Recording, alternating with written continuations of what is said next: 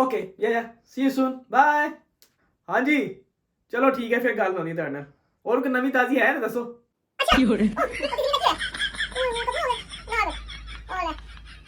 चल ठीक है चल फिर गल हो सी है कोई नवी ताजी दस फिर।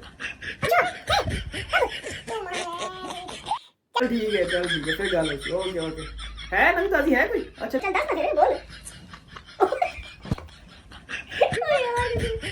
अच्छा ठीक ठीक है ठीक हाँ, ठीक है चल सही किदों चल ठीक है फिर गल होएगी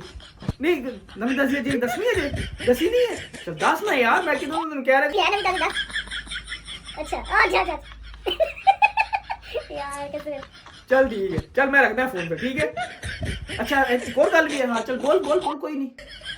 बहुत टाइम मेरे को अच्छा अच्छा चलो ठीक है अच्छा नवी ताजी चल ठीक